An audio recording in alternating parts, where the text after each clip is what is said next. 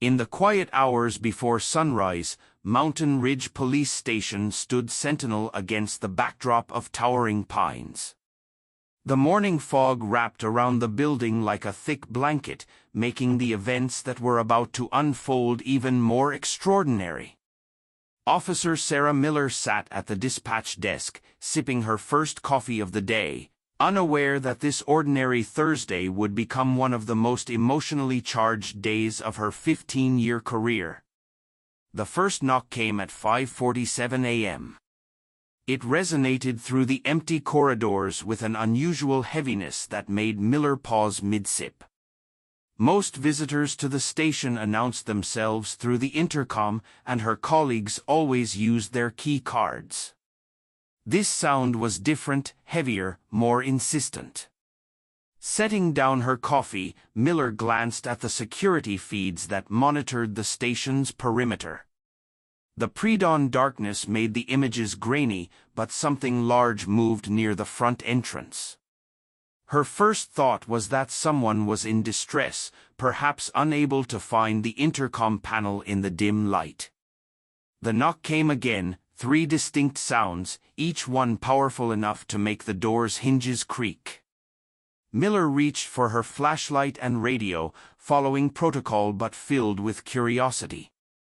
In a small mountain town like theirs, unusual events often meant trouble, especially in the hours before dawn. Dispatched to Officer Hayes, she called into her radio, keeping her voice steady. "Can you check the front entrance? We have an unusual visitor." As she waited for her colleague's response, the security feed suddenly cleared, the motion-activated lights flooding the entrance. Miller's finger froze on the radio button. There, standing upright on its hind legs, was a massive brown bear. Its paw was raised, ready to knock again. Time seemed to stop as Miller processed what she was seeing. The bear's behavior defied everything she knew about wildlife. Instead of the aggressive or fearful stance she expected, the creature displayed an almost human-like deliberation.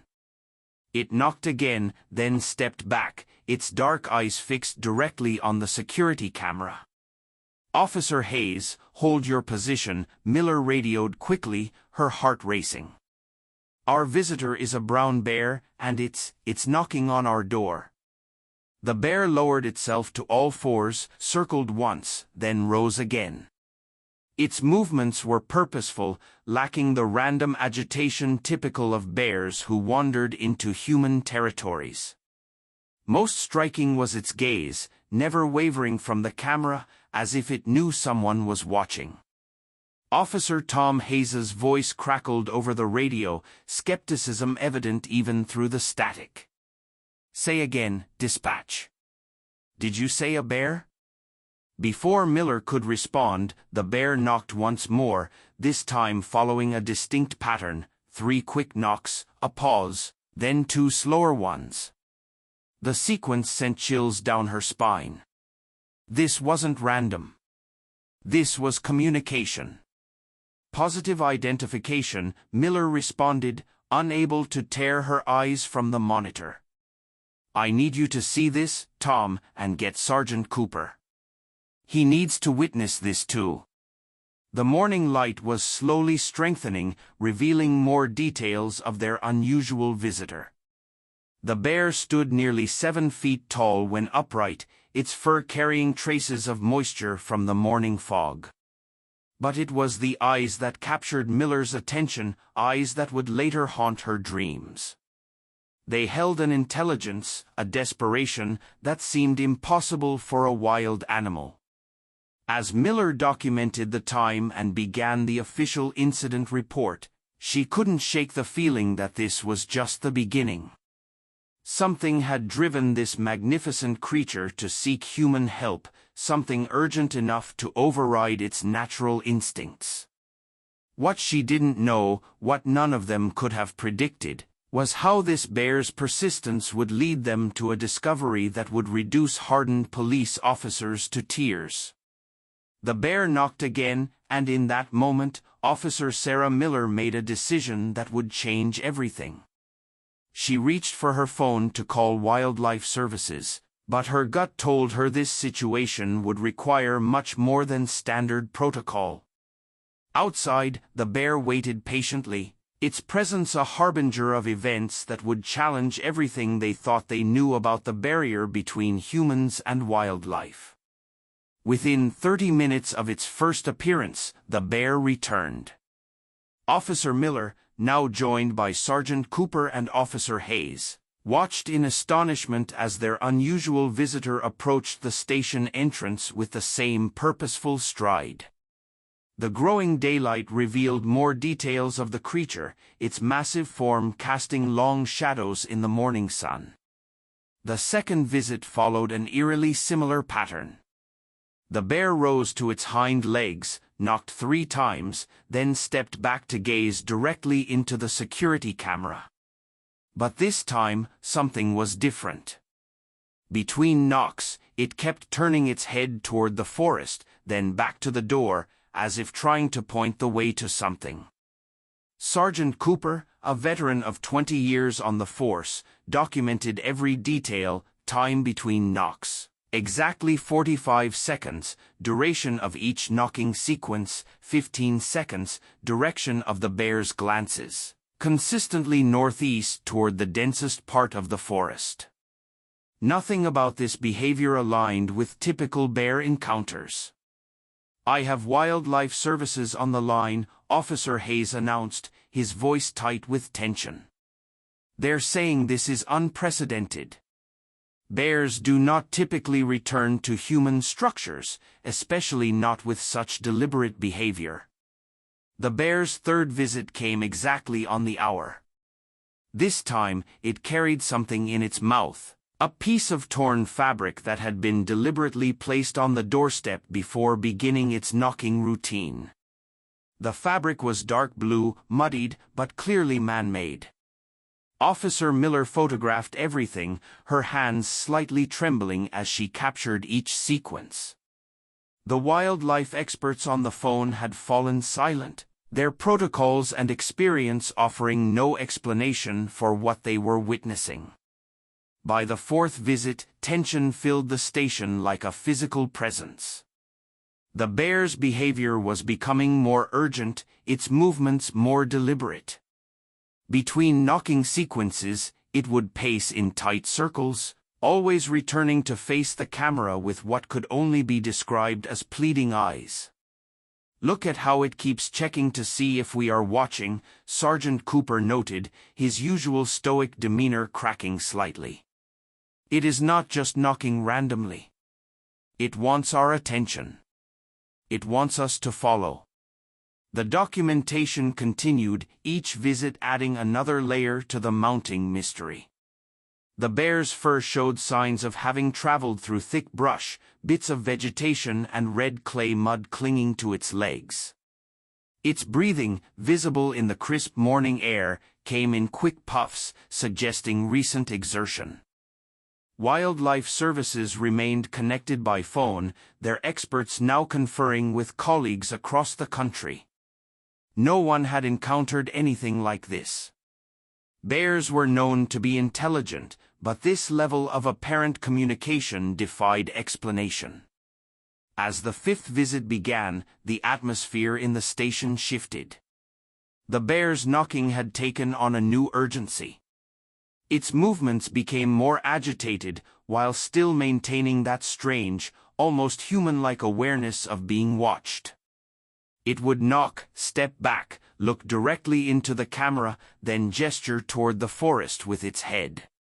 "Something is wrong," Officer Miller stated, voicing what they all felt.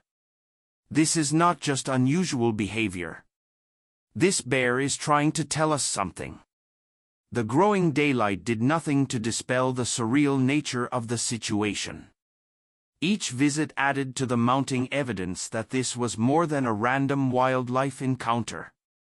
The bear's determination, its careful patterns, the mysterious fabric, all pointed to something larger unfolding. As they prepared for what would be the bear's sixth visit, None of the officers could have predicted how this persistent animal would lead them to a discovery that would shake them to their core. The pattern was clear now, but its meaning remained just out of reach, waiting to be revealed in a way that would bring even the most hardened among them to tears. As morning fully bloomed over Mountain Ridge Police Station, wildlife experts from 3 different states had joined the conference call. Dr. Eleanor Matthews, a leading bear behavior specialist from Montana State University, listened intently as Officer Miller described the bear's latest patterns. The silence that followed spoke volumes about the unprecedented nature of their situation. In 25 years of studying brown bears, I have never documented anything remotely similar, Dr. Matthews finally said, her voice carrying both professional interest and unmistakable concern. Bears are intelligent, but this level of deliberate communication with humans suggests something extraordinary is driving its behavior. The bear's 7th visit brought new evidence of its unusual intelligence. Instead of its typical knocking pattern, it now alternated between knocking and scratching, creating what Officer Hayes described as almost Morse code-like sequences. More remarkably, when a police siren briefly wailed in the distance, the bear showed no sign of fear or aggression. It simply waited for the sound to pass before resuming its rhythmic knocking. Officer Chen arrived for the morning shift, bringing fresh eyes to the situation. With her background in wildlife management, her observations added another layer of expertise to their growing documentation. Notice how it maintains eye contact without aggression, she pointed out, studying the live feed. This is not just unusual, it goes against every natural instinct these animals possess. The experts on the call began listing behaviors that defied natural explanations. The bear's consistent return intervals, its careful placement of the found fabric, and its deliberate gestures toward the forest all suggested a level of cognitive processing that challenged their understanding of wildlife behavior. During its 8th appearance, the bear demonstrated perhaps its most remarkable behavior yet. When a delivery truck approached the station, the bear retreated to a safe distance but didn't leave. Instead, it waited patiently, watching the driver complete his delivery, then returned to the door the moment the truck departed. This display of situational awareness stunned even the most skeptical observers. Look at its ear position, Dr. Matthews noted through the phone. Forward, relaxed, no signs of stress. Even its breathing pattern remains calm. This bear is not acting out of fear or aggression. It is displaying purposeful, goal-oriented behavior. The shift change brought more witnesses. Officer Rodriguez, arriving early for his shift, stood speechless as he watched the bear's 9th approach. The animal's movements had become more urgent but no less deliberate. It would knock, step back, look directly into the camera, then make a swaying motion toward the forest before repeating the sequence. The body language is remarkable, Dr. Matthews continued, analyzing the live feed.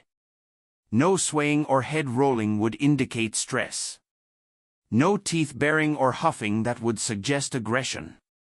This bear is exhibiting what we would typically classify as cooperative behavior, something rarely seen outside of long-term human-animal relationships. As the morning wore on, each visit added to the growing list of inexplicable behaviors.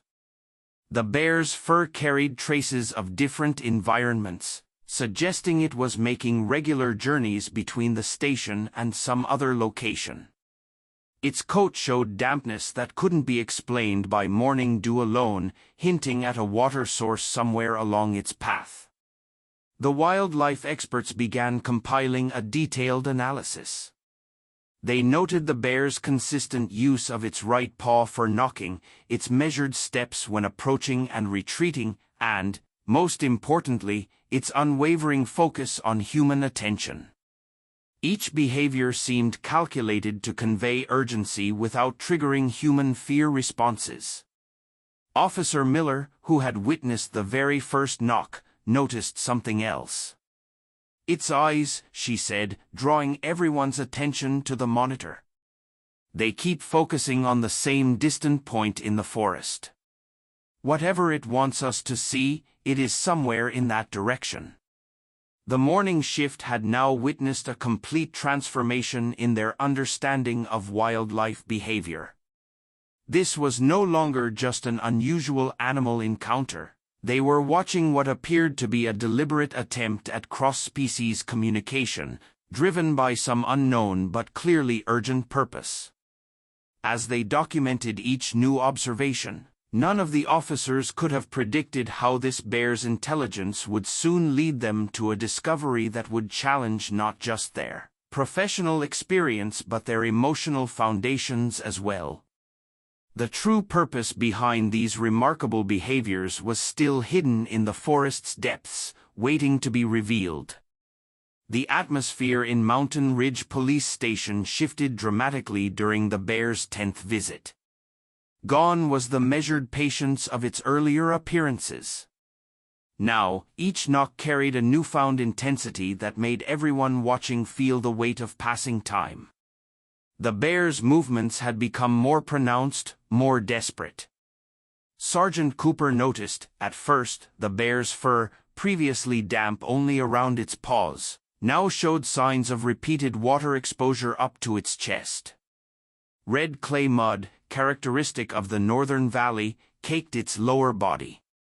Most telling were the fresh scratches visible on its front legs, suggesting recent travel through dense underbrush. "Something has changed," Officer Miller said, her voice tight with concern. The bear's knocking pattern had evolved into an almost continuous rhythm, broken only by its increasingly frequent glances toward the forest.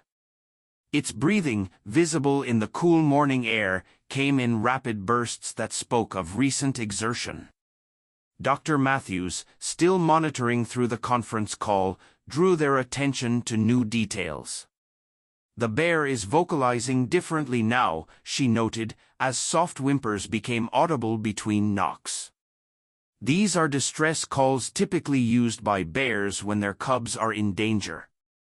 The evidence of urgency mounted with each passing minute. The bear's tracks in the morning dew revealed it had been circling the station between visits, rather than returning to the forest. This behavior suggested it was unwilling to leave until it had achieved its purpose. Small traces of water dripped from its fur, creating dark spots on the concrete, indicating repeated trips to and from a water source. Sergeant Cooper stood before the security monitors, 20 years of police experience warring with standard protocol. The bear's mud-covered legs told a story of travel between the station and somewhere near the old mining ravine, an area known for its treacherous terrain and deep water pools. Every instinct honed by years of search and rescue operations told him something was terribly wrong. "Look at its movement pattern," Officer Chen pointed out. The bear now alternated between knocking and taking several steps toward the forest before returning to the door. Each time it moved away, its head turned back to check if anyone was following. The behavior was too deliberate to ignore. The turning point came when the bear appeared for the 11th time. Instead of its usual approach, it arrived carrying another piece of evidence, a torn backpack strap, muddied but still clearly recognizable. The bear placed it carefully by the door, then looked directly into the camera with what could only be described as desperate intelligence. Sergeant Cooper straightened up, his decision made. Years of training told him to wait for wildlife services to follow procedure, to not risk officers on what might be a wild goose chase. But something deeper, something that had made him become a police officer in the first place, told him this was a call for help that couldn't be ignored. "Gear up," he ordered, his voice cutting through the tension. "We are following it with full safety protocols, tranquilizer guns as backup, but we move now." The bear, as if understanding the words, immediately moved toward the forest edge, then stopped, waiting. Officer Miller quickly gathered her gear, her hands steady despite the adrenaline coursing through her. They all knew they were about to break nearly every protocol regarding wildlife interaction, but the mounting evidence of urgency left them no choice. As the team prepared to follow their unusual guide, none of them could have predicted how their decision would lead to a discovery that would leave them emotionally shattered. The bear waited patiently at the forest edge, its purpose finally understood, ready to lead them to something that would bring even the toughest among them to tears. The preparation for following a wild bear into dense forest required a delicate balance between urgency and safety. Sergeant Cooper quickly organized his team, their movements precise despite the unprecedented nature of their mission. Officer Miller carried a medical kit, Officer Hayes gripped the tranquilizer gun, and Officer Chen documented their departure with her body camera. The morning sun filtered through the pine branches as they stepped away from the station's safety. The bear, sensing their commitment, moved with newfound purpose. It maintained a careful distance, about 30 yards ahead, consistently checking back to ensure its human followers kept pace. Its behavior continued to defy everything they knew about wild animals. "Steady pace," Sergeant Cooper commanded softly, his eyes never leaving their unusual guide. The bear's path seemed deliberately chosen, avoiding steep inclines and thick brush that would have slowed the officers. When they encountered fallen trees or difficult terrain, the bear would wait, watching as they navigated the obstacles before proceeding. The forest grew denser as they moved northeast, following what appeared to be a route the bear had traveled many times. Broken twigs and disturbed foliage showed signs of recent, repeated passage. The air grew heavier with moisture, suggesting they were approaching one of the valley's water sources. Officer Miller noted how the bear would pause every few minutes, looking back not just to check on them, but seemingly to ensure they were mentally registering their surroundings. Its eyes would move from the officers to specific landmarks, almost as if marking the trail. The behavior was so deliberate, it sent chills down their spines. The morning dew still clung to the vegetation, but they could now see why the bear's fur had been so wet. Their path crossed several small streams, each one slightly larger than the last. The bear navigated these crossings with careful consideration, choosing spots where the humans could easily step across. "The mud is getting redder," Officer Chen observed, her voice barely above a whisper. The distinctive clay color confirmed they were heading toward the old mining area, a region known for its dangerous terrain and deep pools. The bear's earlier mud stains now made sense, telling the story of multiple trips through this challenging landscape. Their guide's behavior grew more focused as they progressed deeper into the forest. Its earlier frantic energy had transformed into determined purpose. When they reached a particularly dense thicket, the bear actually circled back, showing them an easier path around rather than through the brambles. The sound of running water grew stronger but carried an unusual echo, suggesting they were approaching one of the valley's ravines. The bear's pace quickened slightly, though it remained attentive to its followers' ability to keep up. Its actions showed not just intelligence, but a clear understanding of human limitations. Officer Hayes, who had kept the tranquilizer gun ready, slowly lowered it. "Look at how it adjusts its speed," he murmured. "This isn't just leading us, it's guiding us." The distinction was crucial. The bear wasn't simply traveling while they followed, it was actively ensuring they stayed together. As they approached the 1 hour mark of their journey, the bear's behavior shifted subtly. Its checks became more frequent, and its movements more deliberate. They could sense they were nearing something significant.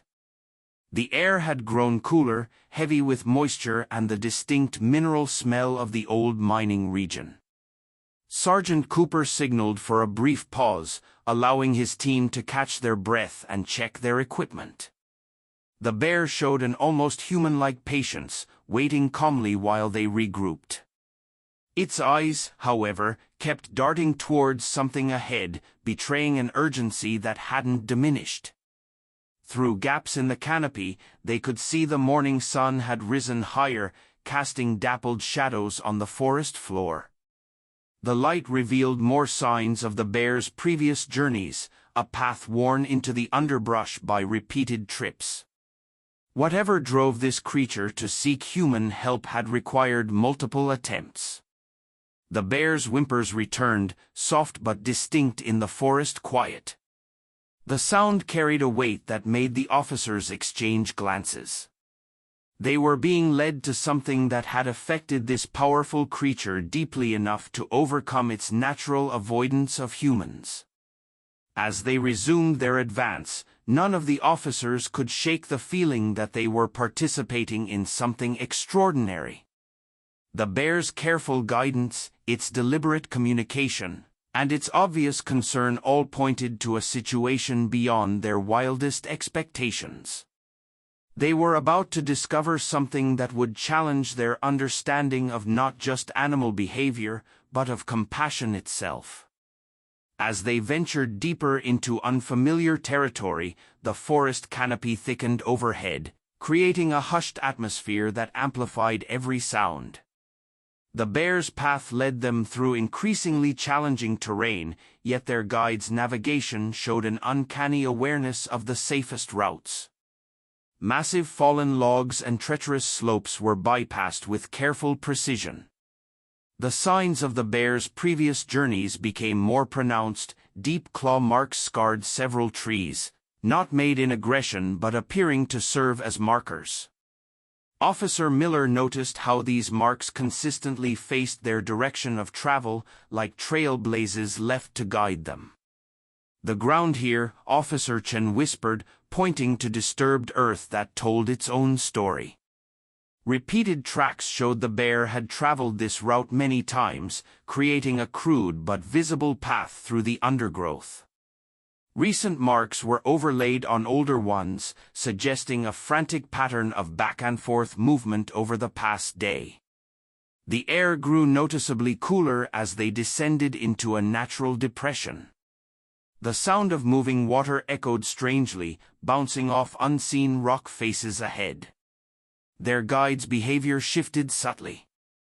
Its movements became more cautious. When crossing a particularly slick section of rock, the bear actually waited, watching to ensure each officer navigated the obstacle safely. Sergeant Cooper noticed new details that heightened his concern.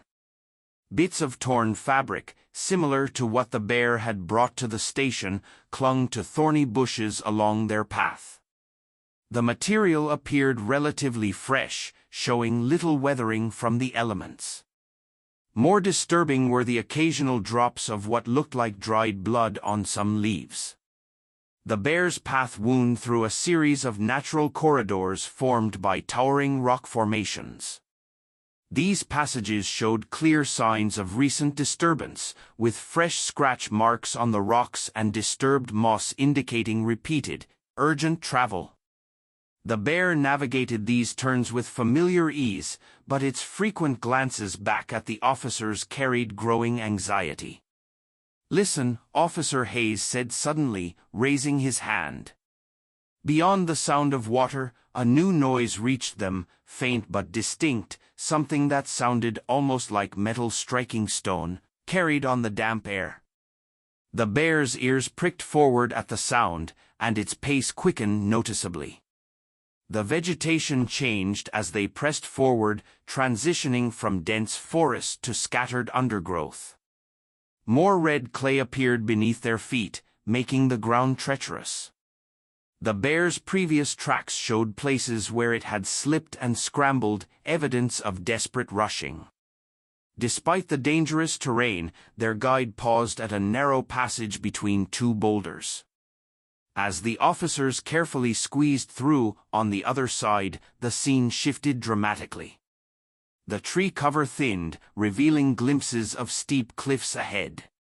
The sound of water grew louder but now carried an echoing quality that suggested a significant drop nearby. Officer Miller's flashlight beam caught something reflective among the rocks, a metallic glint that seemed out of place in the natural setting. Before she could investigate further, the bear made a soft huffing sound, drawing their attention forward. Its body language had changed completely, displaying a new tension that made all four officers instinctively check their gear.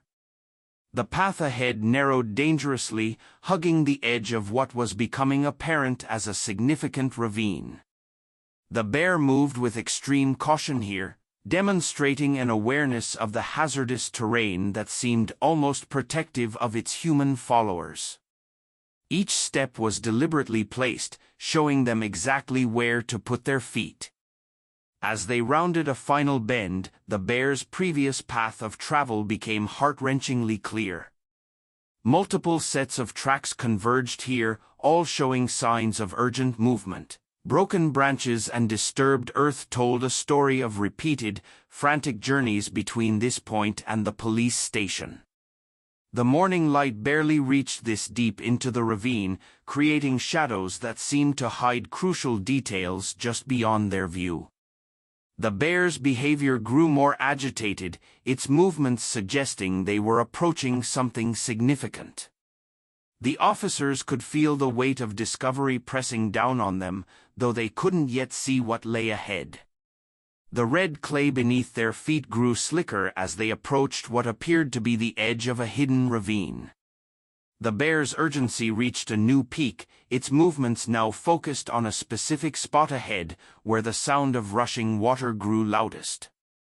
The morning light, struggling to penetrate the depth of their location, cast long shadows that seemed to pulse with anticipation. Sergeant Cooper raised his hand, signaling the team to proceed with extreme caution. The ground here showed signs of recent collapse, with fresh breaks in the clay revealing just how treacherous their position had become. The bear, however, moved with absolute certainty, following what was clearly a path it had carved through multiple desperate journeys.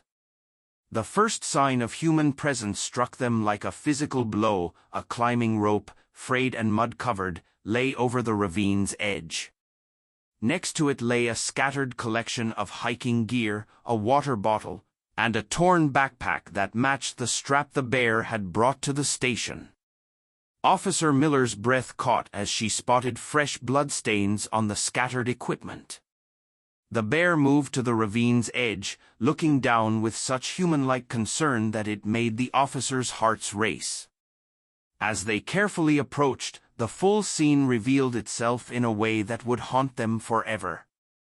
20 feet below, wedged on a narrow ledge and partially submerged in the water flowing through the ravine, lay an elderly man. "Oh my God," Officer Chen whispered, her professional composure cracking. The man was barely conscious, his silver hair matted with blood and mud.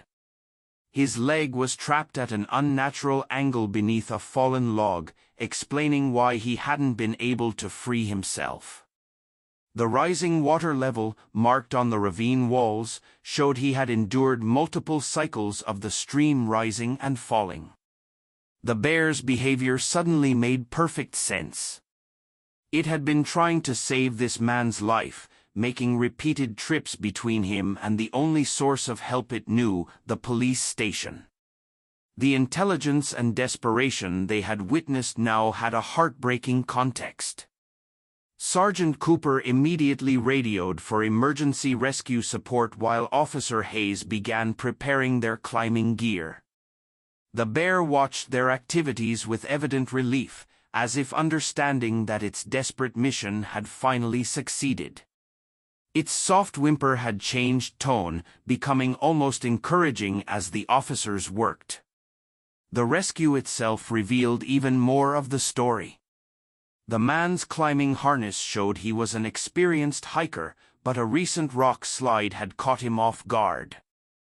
More surprising were the food wrappers and animal treats found in his torn backpack, suggesting he was someone who regularly fed local wildlife. This explained the bear's extraordinary concern for his welfare.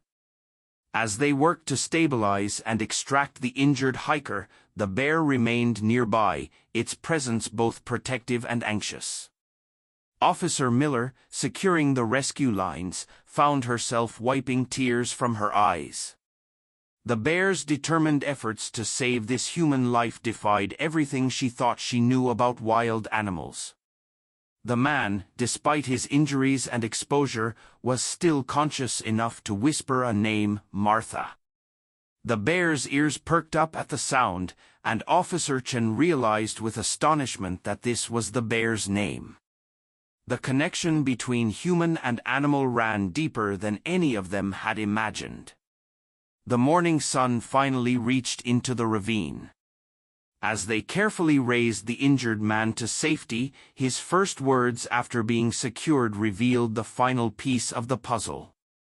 He had been feeding this bear since it was a cub, following strict routines to keep other humans safe while building a trust that would ultimately save his life.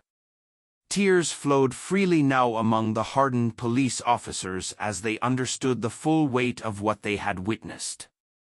A wild animal, driven by bonds of trust and compassion, had not only recognized a human in distress but had devised a way to communicate this emergency to the only other humans it could think to approach. The bear, now watching from a respectful distance, displayed what could only be described as relief. Its mission accomplished, it began to retreat into the forest, pausing once to look back at the man being loaded onto a rescue stretcher. The look exchanged between human and animal in that moment broke down any remaining emotional barriers among the rescue team. As emergency medical teams arrived at the ravine edge, the full magnitude of the situation washed over the officers. The elderly man, James Wilson, was a retired wildlife photographer who had spent the last 7 years documenting the local bear population. His careful notes, found in his damaged backpack, revealed daily observations of Martha, the bear who had just orchestrated his rescue. Officer Miller's hands trembled as she read through the rain-damaged journal. Wilson had first encountered Martha as a curious cub, gradually building trust through respectful distance and occasional treats. His entries showed a deep understanding of bear behavior, always maintaining boundaries while fostering a unique connection. The realization of what they had witnessed hit Sergeant Cooper first. His tough exterior crumbled as he explained to the medical team how a wild bear had systematically sought human help, knocking on their door with a deliberate plan to save the man who had shown her nothing but kindness for years. Tears flowed freely among the officers as Wilson, now stabilized, weakly recounted how Martha had stayed with him through the night, her presence keeping him warm and conscious. The bear had left only to seek help, returning multiple times to ensure he was still alive. Each time she departed, he could hear her distressed calls echoing through the ravine. The depth of Martha's intelligence and compassion shattered their preconceptions. Officer Chen, who had studied wildlife behavior, found herself overwhelmed by the implications. A wild animal had not only recognized human distress but had devised a complex plan to communicate and lead help to the scene. The rescue operation unfolded with urgent precision as medical teams worked to stabilize James Wilson. His injuries, though serious, had been prevented from becoming fatal by Martha's quick action and persistence. The bear remained at the forest edge, watching the proceedings with an awareness that continued to astound everyone present. Officer Miller coordinated with the emergency response team, her voice breaking as she explained the extraordinary circumstances that had led them to this remote location.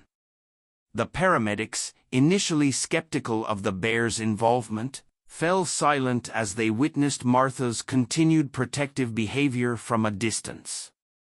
Each time Wilson made a sound of pain during the rescue, Martha would take a few steps forward, only retreating when she seemed satisfied that the humans were helping, not hurting. Her understanding of the situation defied explanation, yet the evidence of her intelligence was undeniable. As they carefully maneuvered the rescue stretcher up the treacherous slope, Sergeant Cooper found himself constantly wiping his eyes. 20 years of police work hadn't prepared him for the profound emotion of witnessing such pure, selfless dedication from a wild animal. His team's professional composure had given way to open tears, their training unable to shield them from the weight of what they were experiencing. The complexity of the rescue revealed just how desperate Martha's situation had been. The narrow ledge where Wilson had been trapped was nearly inaccessible. The bear had somehow found a way to reach him repeatedly, risking her own safety on the unstable terrain to keep him alive through the night. The red clay that had coated Martha's fur now marked the uniforms of every officer involved in the rescue. It served as a physical reminder of the countless trips she had made between the station and the ravine, refusing to give up until she had succeeded in bringing help to her injured friend. The story of Martha's rescue mission spread through Mountain Ridge like wildfire. Local news crews gathered at the police station, where Officer Miller found herself recounting the events while fighting back fresh tears. The security footage of the bear's persistent knocking became a powerful testament to the depth of animal intelligence and compassion. James Wilson's recovery in the hospital brought daily updates to the station. Martha had returned to her natural patterns in the forest, but trail cameras captured her regularly visiting the spot where she had first met Wilson. The officers who had witnessed her determination found themselves forever changed by the experience. The community's response was overwhelming. Wildlife experts from around the country arrived to study the security footage, analyzing Martha's behavior for insights into animal cognition. Local schools requested presentations from the officers, eager to share this extraordinary story of trust and dedication with their students. Sergeant Cooper, known for his stoic demeanor, now spoke openly about how the incident had transformed his understanding of the natural world. His team had witnessed something that defied conventional wisdom about the barriers between humans and wildlife. Their tears had come not just from the dramatic rescue, but from the profound realization of the depths of connection possible between species.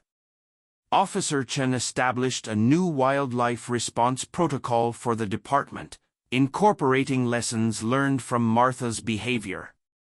The incident had demonstrated that traditional assumptions about wildlife encounters needed to be re-evaluated, opening the door to a deeper understanding of animal intelligence. As weeks passed, the emotional impact of that morning remained fresh for everyone involved.